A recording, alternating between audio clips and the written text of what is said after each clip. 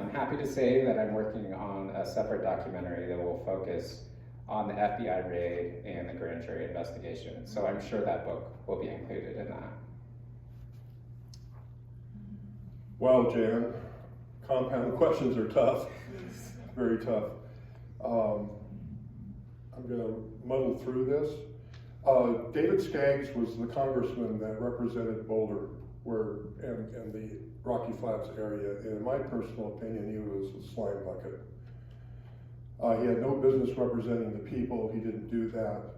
And to answer your question pointedly, his biggest thing in life was that he stopped the congressional vote from the special federal grand jurors from being able to speak their piece at Congress, which is a travesty.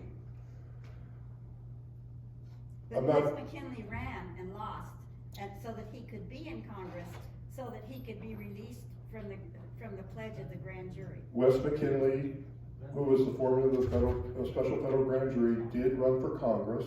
He failed, but he ran so that he could, you know, in politics, they can say just about, and they do, they say anything they want, whether they're true or not. He wanted to go on the floor of Congress and tell everybody what he experienced in the grand jury that was so secret, and he did not make it. And but he did run for state representative. He did try but failed 3 times to get signage at the Rocky Flats Refuge as it was progressing. There's quite the story there. And I'm not sure I agree with the analogy that the government had to do something to stop all the collateral lawsuits. No one was working together. Dr. Carl Johnson was on his own until they kicked him off the board and unfortunately died in 1988. But the Sierra Club was reacting to some of the things that Rocky Flats was trying to do on their own. And as I was investigating Rocky Flats since April of 1987, I winced. I thought, oh no, these other civil lawsuits are going to happen and diminish it. But sitting here for 2 days, I would like everyone to know, one of the main components that we were able to do a criminal investigation at Rocky Flats was the controversy. If no one says anything, what's the big deal? And you know, Jeff did a wonderful job explaining that there were a lot of people that were really concerned about Rocky Flats over the years. And it just kept on going and going and going. And it wasn't anything that diminished what we did. What was diminishing what I was doing was politics, was the Republican Party, was Ronald Reagan and his corrupt EPA. It was tough.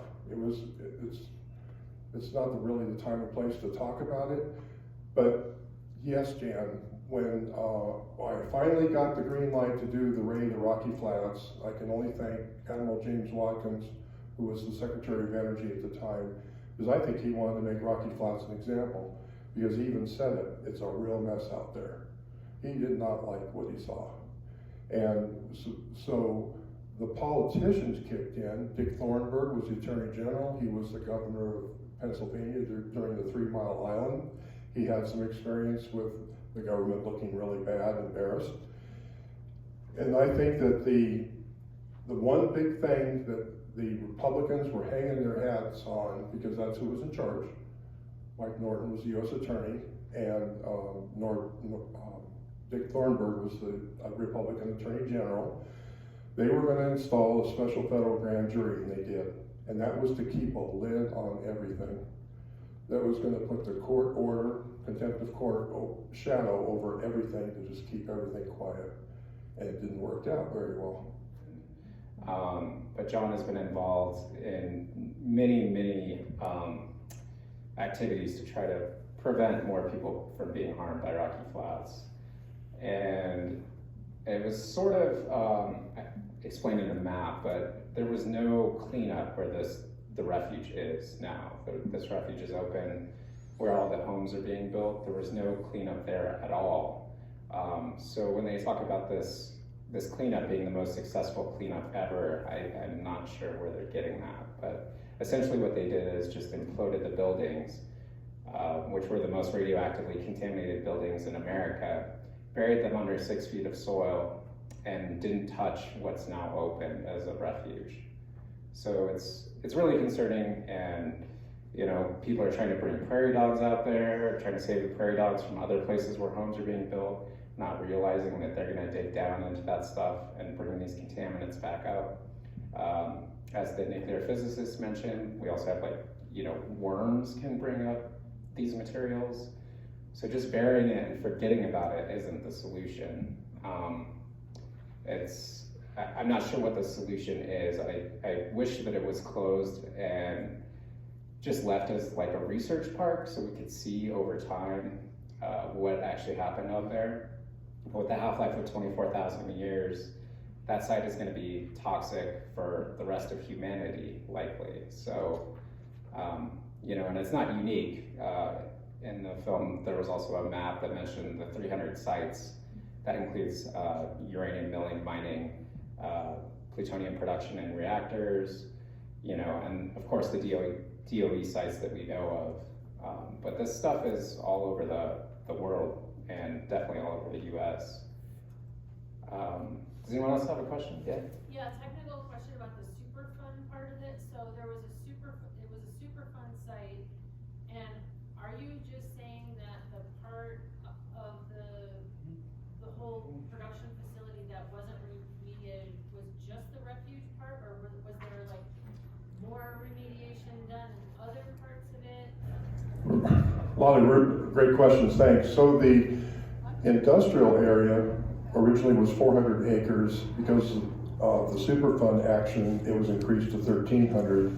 And then like a donut hole in the middle of a big land plot is the refuge now, 6,550 acres. But unfortunately, a lot of people that are government actors, they don't want to talk about the rest of the Superfund site, the most of it. So across thoroughfare, Indiana Street, and south of where the Candelas that you saw in the residential homes, that's another part of the Superfund site, and that was 20,000 acres. So in all, it was over 26,000 acres, and none of it was cleaned up outside the donut hole. Nothing was done. And these government actors, unfortunately, are also, even the health department woman said that they don't like to use the word safe. Well, that's because it doesn't exist in Superfund. So anytime you have someone official talking about safety or safe, Superfund doesn't define it. It's a simple thing of once an area is a Superfund site, then it's under institutional controls. As long as there's an institutional control of a Superfund site, it can't be, there's limitations on releasing it.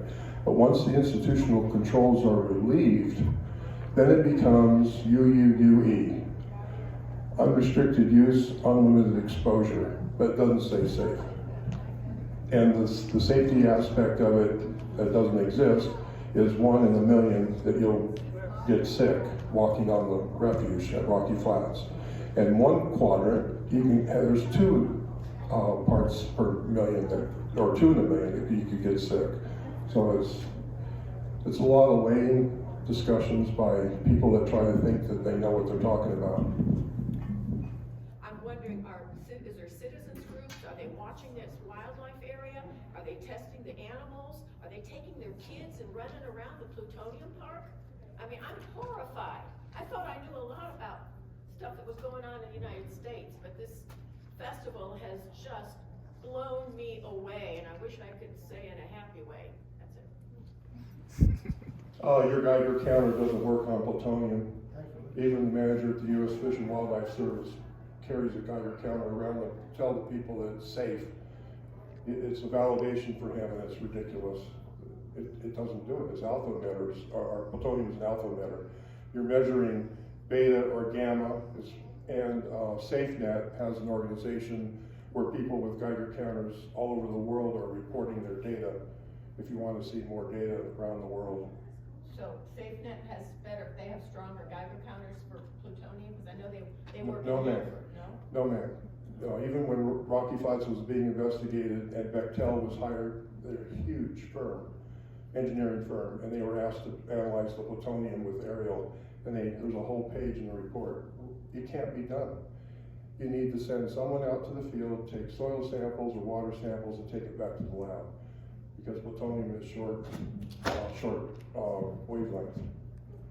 Thank you. Becca, we gotta wrap this up, but thank you all. Thanks so much to the International Uranium Film Festival, Norbert and Márcia, and to the venue here. And thank you. We'll be available. Let's ready.